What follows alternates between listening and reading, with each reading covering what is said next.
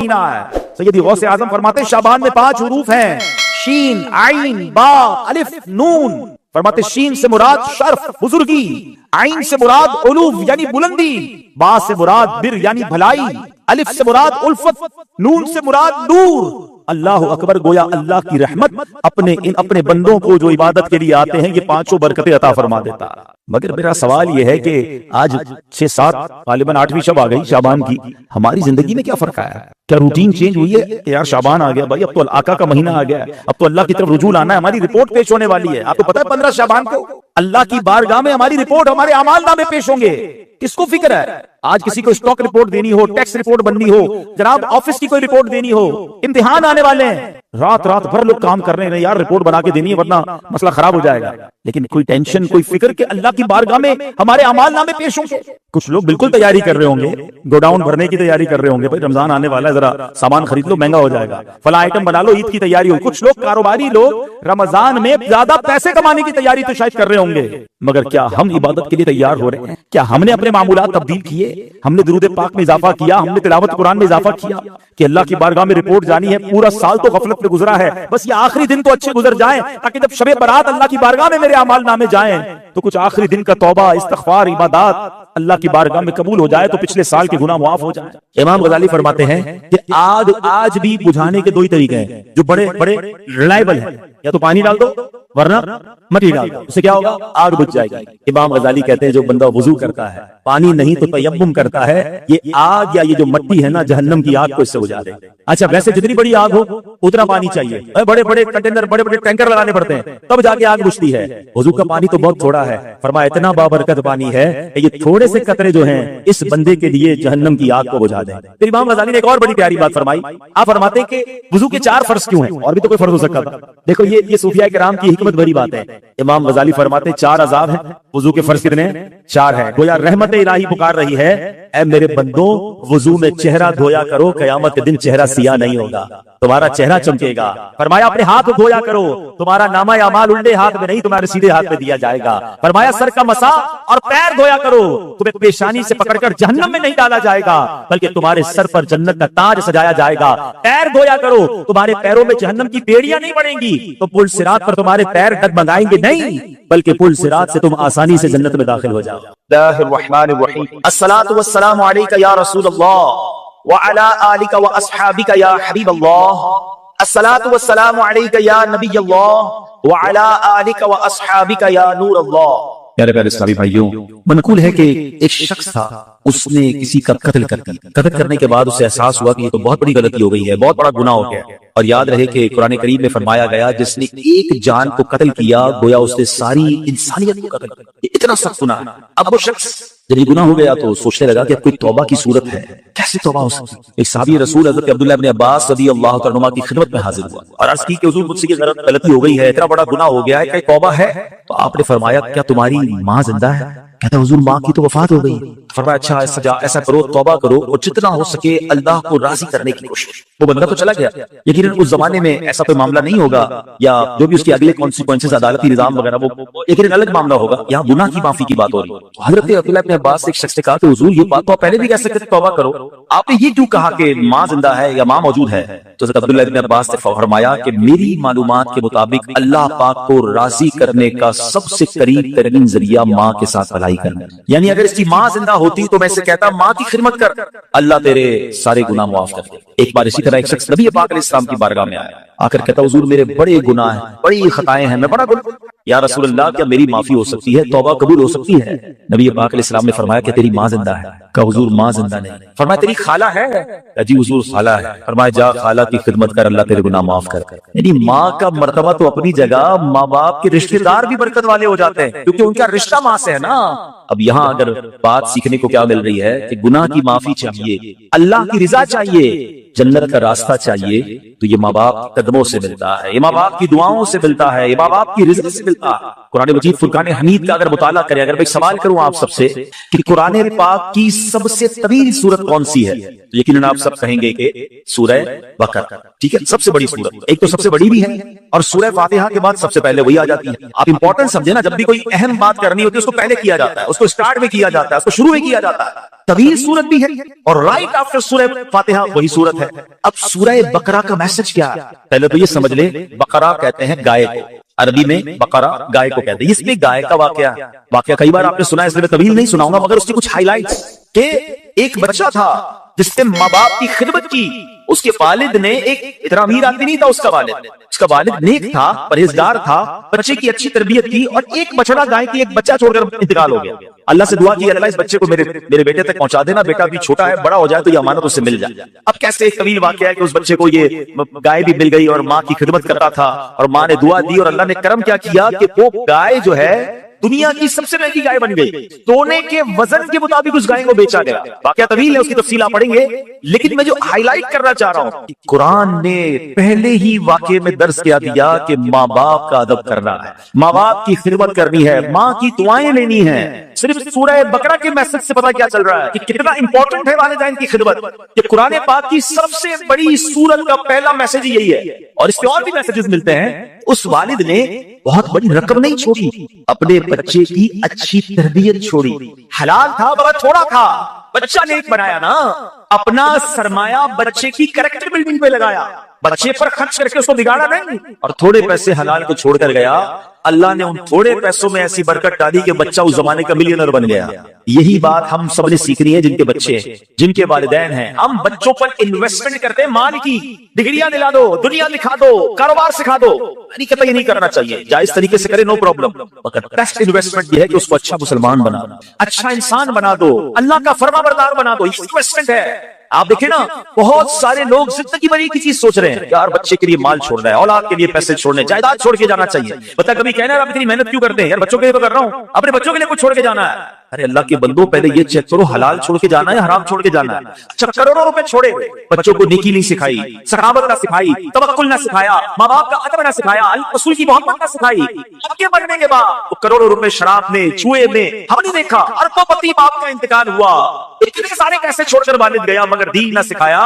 وہ پیسے جوئے میں، شراب میں، بیکار باتوں میں لٹائے، بچہ پھر بینک کرپٹ ہوا، بک گیا، مقروض ہو گیا. ہم نے ایسے بھی دیکھی کہ ماں باپ زیادہ پیسے چھوڑ کے نہیں گئے مگر تربیت اچھی کر کے گئے، اللہ کو راضی کرنے کا ذہن دے کر گئے. بلکہ چلے یا جتنے بیٹھے نا اسی کو دیکھ لیں. اپنی مثال لے لیں، میں اپنی مثال لیتا ہوں. ہمارے ماں باپ نے ہمارے لیے جتنے پیسے چھوڑے کہ اللہ نے اس میں برکت بھی ڈالی. کئی ایسے دوست آگے بڑھ گئے. کیسے آگے بڑھ گئے؟ ماں باپ کی دعائیں تھیں اور آپ نے کچھ اچھے کام کیے، ماں باپ نے سکھایا تھا. سمجھ رہے بات کو؟ تھوڑے سے اللہ نے آپ کو بھی بڑھا دیے. اس بہت سارے ہیں کہ ماں باپ کے حصے میں اتنے پیسے نہیں ملے مگر ماں باپ نے نیکی سکھائی، سخاوت سکھایا، اللہ کی راہ میں خرچ کرنا سکھایا. اللہ نے اس تھوڑے مال میں، کیونکہ وہ اچھا پیسہ تھا، اللہ نے اس میں برکت ڈال دی. لیگیسی سے کیا چھوڑنا ہے؟ آپ نے اپنے بچوں کو نیک بنانا ہے. میں اپنے بیان میں ایک بات کہا کرتا ہوں، اپنے بچوں کو کچھ نہ کر سکو نا تو کم از کم 5 وقت کا نمازی ضرور بنا دے. ہاں اس کی برکت پتہ کیا ملے گی؟ اس کی برکت سنیے. اگر آپ کا بچہ، آپ کا بیٹا، آپ کی بیٹی 5 وقت کی نمازی ہے نا، تو جب آپ دیکھیں ماں باپ کو مرنے کے بعد کیا چاہیے؟ نیک اعمال زندگی کے بعد منقطع ہو جاتے ہیں، اعمال نامہ ڈسکنٹینیو. حدیث میں آتا ہے جب بندہ انتقال کر جاتا ہے اس کا اعمال نامہ بند ہو جاتا ہے سوائے 3 چیزوں کے. فرمایا علم جو باقی رہتا ہے، صدقہ جاریہ، اور نیک اولاد جو اس کے لیے دعائے مغفرت. اب میری اولاد میرے لیے دعا کرے گی کہ نہیں مجھے پتا نہیں، اب اتنی بیزی ہو گئی ہے نیو جنریشن. لیکن اگر میں نمازی بنا گیا اس کو، ہر نماز میں اتحیات میں جب وہ بیٹھے گا، میرا بیٹا ہے یا میری بیٹی ہے، اسٹیٹس دیکھیں، وضو میں ہوگا، قبلہ رو ہوگا، نماز میں ہوگا، اور اللہ سے کہے گا ربنا اغفر لی ولوالدی وللمؤمنین یوم یقوم الحساب. فجر پڑھے گا تو مجھے تحفہ ملے گا، ظہر پڑھے گا تو مجھے تحفہ ملے گا، بلکہ ہر وہ رکعت جس پر قاعدہ آخرہ کرے گا میری اولاد مجھے دعا دے رہی ہے. اور اولاد کی دعا کبھی کبھی کیسے مقبول ہوتی ہے؟ حضرت عیسیٰ علیہ نبینا علیہ السلام ایک بار کسی قبر کے پاس سے گزرے، دیکھا قبر پر عذاب ہو رہا ہے. اللہ کے نبی تھے نا، اللہ نے ایسی نگاہیں دی تھی، قبر کے اندر کے احوال جان لیے. تھوڑے عرصے کے بعد آئے، دیکھا قبر میں انوار و تجلیات کی بارش ہے. اے اللہ یہ معاملہ کیسے؟ یہ بندہ ایسے نورانی قبر میں کیسے ہو گیا؟ کچھ دنوں پہلے تو عذاب ہو رہا تھا. ارشاد ہوا اے عیسیٰ جب یہ مرا تھا نا بڑا گناہگار تھا، اس پر اسی لیے عذاب ہو رہا، مگر اپنی بیوی کو پریگننٹ چھوڑ کر،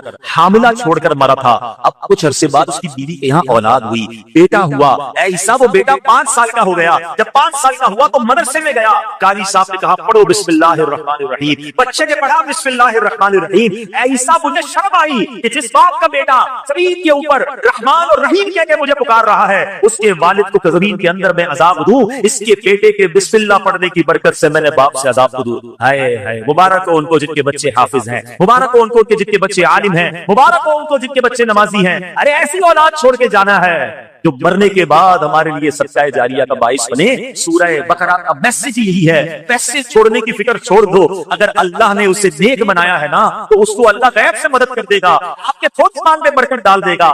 اسٹرگل اس کے لیے مال چھوڑنے کی کرتے ہیں، اس سے زیادہ کوشش کریں کہ اس کی اچھی تربیت کر کے جائیں۔ اب قرآن کی بات ہو رہی ہے، ہم نے ماں باپ کا ادب کرنا، رب نے قرآن میں جیسے سورہ بقرہ کی ہم نے بات سنی، ایک بار نہیں قرآن میں 6 بجا والدین کے ساتھ اچھا سلوک کرنے کا درس دیا گیا۔ اللہ قرآن میں فرماتا ہے وَبِالْوَالِدَيْنِ احسان، ترجمہ کنز العرفان، اور ماں باپ کے ساتھ بھلائی۔ اچھا قرآن پاک ایک بڑا خوبصورت اسلوب ہے، بہت پیارا اسٹائل ہے۔ یہ مقامات ایسے ہیں جہاں اللہ نے اپنی عبادت کا درس دیا، ساتھ ہی اس کے بالکل لگو لگ اللہ نے والدین کے ساتھ نیکی اور بھلائی کا حکم ارشاد فرمایا۔ ایک آیت میں فرمایا وَقَضَىٰ رَبُّكَ أَلَّا تَعْبُدُوا إِلَّا إِيَّاهُ وَبِالْوَالِدَيْنِ إِحْسَانًا، اور تمہارے رب نے حکم فرمایا کہ اس کے سوا کسی کی عبادت نہ کرو اور ماں باپ کے ساتھ اچھا سلوک کرو۔ 21 بارے میں فرمایا انشکر لی ولیوالدیک، کہ میرا اور اپنے والدین کا شکر ادا کرو۔ ایسا کئی مقامات پر ہے، اللہ نے اپنی عبادت کا ذکر کیا، رائٹ آفٹر اللہ نے والدین کے ساتھ بھلائی کا، والدین کے ساتھ شکر کا، والدین کے ساتھ اچھا برتاؤ کرنے کا حکم دیا ہے۔ میرے پیارے سنائے، اس کی وجہ کیا ہے؟ ریزن سمجھنا ہے نا کہ اللہ نے بالکل اس کے ساتھ کیوں بیان فرمایا۔ مفتی احمد یار خان ندوی علیہ رحمۃ الرحمان اس کی 2 وجہ بیان فرمایا۔ کہتے ہیں پہلی تو یہ کہ ماں باپ فیض الہی کا پہلا واسطہ ہے، ہاں یعنی بندے کو اللہ پاک کی 24 نعمتیں حاصل ہوتی ہیں، وہ پیدائش کے بعد ملتی ہیں۔ یعنی میں پیدا ہوا تو سب کچھ مجھے ملا نا، میں پیدا ہی نہ ہوتا، میرے ماں باپ نہ ہوتے تو میں پیدا ہی نہ ہوتا۔ آج میں دنیا میں ہوں کس کے سبب سے ہوں؟ ماں باپ کے سبب سے ہوں۔ اچھی صورت ہے، دولت ہے، عزت ہے، شہرت ہے، رزق ہے، نعمت ہے، سانس ہے، واٹ ایور مجھے اللہ کی نعمتیں ملی جب میں دنیا میں آیا، تو ماں باپ واسطہ ہیں کہ اس کے ذریعے میں دنیا میں آیا، تو سبحان اللہ یہ ساری نعمتیں ملنے کا ایک واسطہ تو والدین اس طرح ہو گئے۔ دوسری بات مفتی صاحب فرماتے ہیں کہ ماں باپ کی جو ہم پر احسانات ہوتے ہیں نا، جو انعامات ہیں، ان انعامات اور احسانات میں ایک بڑی خوبصورت مشابہت اللہ پاک کے احسانات کے ساتھ۔ اب وہ کیا ہے؟ اللہ پاک اپنے بندوں کو پالتا ہے، نعمتیں عطا فرماتا ہے، بارش برستی ہے، پھول کھلتے ہیں، سبزے اگتے ہیں، دانے لگتے ہیں، اناج بنتا ہے۔ یہ سارا نظام زندگی اللہ پاک نے بنایا کس کے لیے؟ اپنے بندوں کے لیے۔ کیا معاذ اللہ اس میں اللہ کی کوئی لالچ؟ اللہ کو ہم سے کچھ چاہیے؟ بے لالچ عطائیں ہیں نا اس کی۔ اللہ نے قرآن میں فرمایا ما اريد منهم من رزق وما اريد ان يطعمون ان اللہ هو الرزاق ذو القوة المتین۔ ترجمہ کنز العرفان، میں ان سے کچھ رزق نہیں مانگتا اور میں یہ چاہتا ہوں کہ مجھے کھانا کھلائے، بے شک اللہ ہی بڑا رزق دینے والا، قوت والا، قدرت والا۔ اللہ بانٹتا ہے، اللہ عطا کرتا ہے، اللہ کو ہم سے کوئی طلب نہیں، یہ اللہ کی شان ہے۔ مگر اللہ نے ماں باپ کو کیسا بنایا ہے کہ ماں باپ بچے سے لالچ نہیں کرتے، ماں باپ کو کوئی لالچ نہیں ہوتی کہ اس کو کھلائیں پلائیں، اپنے پیٹ کاٹ کے اس کو بڑا کریں، اس کو سردی گرمی سے بچائیں، اس کو جناب دوائیاں دلائیں۔ بعض اوقات بچے بڑے ہو کر کوئی ماں باپ کی خدمت نہیں کرتے۔ لوگ ہو سکتا ہے کسی کے ذہن میں خیال آئے کہ جناب آج کل تو ماں باپ بچے کو اس لیے پالتے بڑا ہو کے کما کے دے گا۔ ارے مجھے بتاؤ اگر یہ بات ہے تو پھر معذور بچوں کو ماں باپ کیوں پالتے ہیں؟ ماں باپ کا پیار بے لالچ ہے۔ دنیا میں جو بے لوث پیار ہے، انکنڈیشنل لو اگر کوئی کرتا تو وہ ماں باپ کرتے ہیں۔ میں نے بڑی پیاری بات پڑھی، دنیا میں ایک ہی بندہ ہے ہماری اور آپ کی زندگی میں، ایک ہی بندہ ایسا ہوتا ہے جو یہ چاہتا ہے کہ یہ مجھ سے بھی آگے بڑھ جائے، اور پتہ ہے کون ہوتا ہے؟ وہ ہمارا والد۔ والد ہمیشہ یہ چاہتا ہے کہ میں جہاں تک پہنچا ہوں نا میرا بیٹا اس سے آگے پہنچ۔ دنیا میں اور کون چاہتا ہے بھائی آگے بڑھ جائے؟ اتنا انکنڈیشنل پیار ماں باپ کرتے ہیں، اپنی تکلیفیں اپنی۔ اچھا پھر ماں باپ کو اللہ نے کیسا پیارا رشتہ ہمیں کیسا دیا، اگر ہم سمجھے نا، ہم جب پیدا ہوئے نا، آپ کے گھر میں بھی بچے پیدا ہوئے ہوگا، اچھا میری باتیں ان کو جلدی سمجھ آئیں گی جب خود ماں باپ بنے۔ ہمیں بھی یہ اس وقت سمجھ نہیں آتی تھی، جب خود ماں باپ بنے تو زیادہ سمجھ آئی۔ بچہ پیدا ہوتے ہی سب سے زیادہ فرجائل ہوتا ہے بچہ، بالکل جس کو کہیں چھوئی ہوئی ہوتا ہے، اتنی بیماریاں اس سے حملہ آور ہو رہی ہیں۔ اب اس بچے کو 2 خادم چاہیے 24/7، چھٹی نہیں ان خادمین کی۔ جو اس کی باڈی ہے نا، اس کی ریکوائرمنٹ کیا ہے کہ اس کو 2 ایسے خادم چاہیے۔ ایک خادم وہ چاہیے جو اس کے ساتھ ہر وقت چپکا رہے، اس کی گندگی صاف کرے، اس کو کپڑے پہنائے، اس کی مالش کرے، اس کو تیل لگائے، اس کو کھانا کھلائے، دودھ پلائے، واٹ ایور اس کی نیڈ ہے، سونا جاگنا اسی کے ساتھ، تبھی وہ بچہ اس گرو کرے گا۔ اور دوسرا خادم اس کو وہ چاہیے کہ جو اپنا مال خرچ کرے، اپنے پیٹ، کیونکہ تمام چیزوں کے لیے پیسے چاہیے گے۔ اللہ نے دیکھے ماں باپ کے دل میں کیسی محبت ڈالی ہے کہ ماں بچے کے پیدا ہوتے اس کی خادمہ بن جاتی ہے۔ دنیا میں پیسوں سے ایسی خادمہ نہیں مل سکتی، اس لیے اللہ نے ماں جیسی اس کے دل میں اتنی محبت ڈال دیتا ہے رب کہ وہ بچہ روئے تو یہ جاگتی ہے، وہ تڑپے تو یہ تڑپتی ہے۔ ارے اس کے رونے سے اسے پتہ چل جاتا ہے کہ پیٹ میں درد ہو رہا ہے یا کان میں درد ہو رہا ہے۔ اور والد کیسا بے لوث خرچ کرتا ہے کہ آدھی رات کو ہاسپٹل لے جانا ہے، آدھی رات کو ماں کہتی بچے کے لیے دودھ لے کر آؤ، فلاں دوائی لے کر آؤ، وہ سارے کام چھوڑے گا، اپنے دودھ پیتے بچے کے لیے یہ سب چیزیں کرتا ہے۔ سوچیں یہ دل میں ڈالا کس نے؟ یہ اللہ نے میری اور آپ کی پرورش کا انتظام کیا ہے، یہ ماں باپ کے احسان ہیں ہم پر جو انہوں نے ہمارے ساتھ بچپن سے اب تک کیے. اور تبھی رب فرماتا ہے شکر ادا کرو میرا اور شکر ادا کرو اپنے والدین کا. اے میرے پیارے اسلامی بھائیوں، نبی پاک علیہ السلام کی بارگاہ میں عرض کی گئی، یا رسول اللہ سب سے فضیلت والا عمل کون سا؟ بہت سارے اسلام میں بیٹھے ہیں اور ماشاءاللہ نیک نمازی ہیں، نیکی کرنے کا جذبہ بھی ہوتا ہے، ہم بھی چاہتے ہیں کہ فضیلت والا عمل بتا دیں. ایک صحابی رسول نے سوال کیا، یا رسول اللہ سب سے زیادہ فضیلت والا عمل کون سا؟ فرمایا الصلاۃ علی وقتہا، یعنی نماز کو اس کے وقت پر ادا کرنا. پھر پوچھا یا رسول اللہ اس کے بعد دوسرا سیکنڈ پسندیدہ عمل؟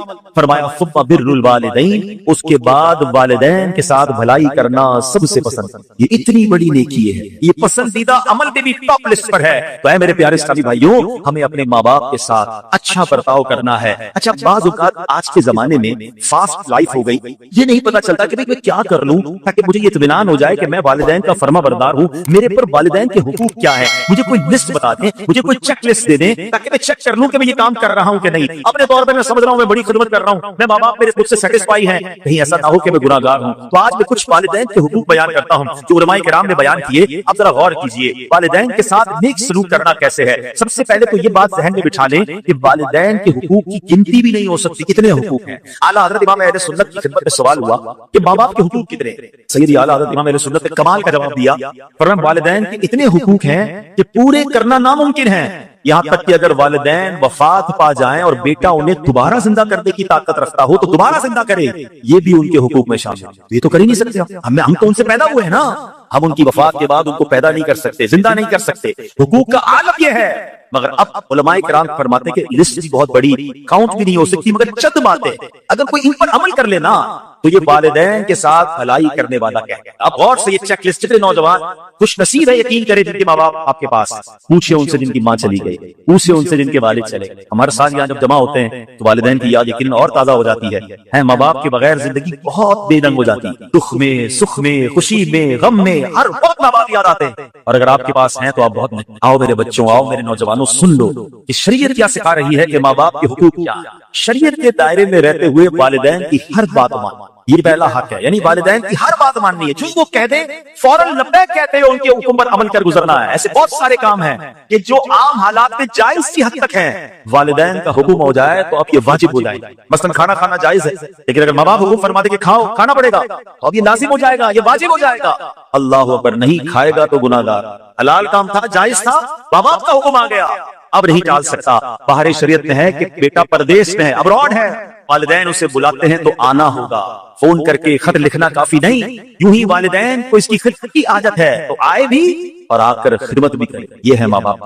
اب یہاں بعض اوقات کیا ہوتا ہے کہ ماں باپ علم دین سے دور ہوتے ہیں تو ماں باپ شریعت کے خلاف حکم دیتے ہیں. اب یہاں ماں باپ کی نہیں مانی جائے گی. ہر جائز کام میں تو بات مانی جائے گی. معاذ اللہ ماں باپ کہتے ہیں نماز نہ پڑھو، داڑھی مڑوا دو، اب ماں باپ کی نہیں مانی جائے گی. اللہ کی اطاعت میں مخلوق کی جو بات نہیں مانی جائے گی، مخلوق کو راضی کرنے کے چکر میں رب کو ناراض کر دیں. اللہ قرآن میں فرماتے ہیں فلا تطعهما، تو ان کا کہنا نہ مان. یعنی ماں باپ جب اللہ رسول کی نافرمانی کا حکم دے ان کی پیروی نہ کر. یہاں ایک اور نصیحت ہے جو قرآن کریم میں فرمایا وَصَاحِبْهُمَا فِي الدُّنْيَا مَعْرُوفًا، اور دنیا میں اچھی طرح ان کا ساتھ دے. یعنی پتہ چلا ماں باپ نے شریعت کے خلاف حکم دیا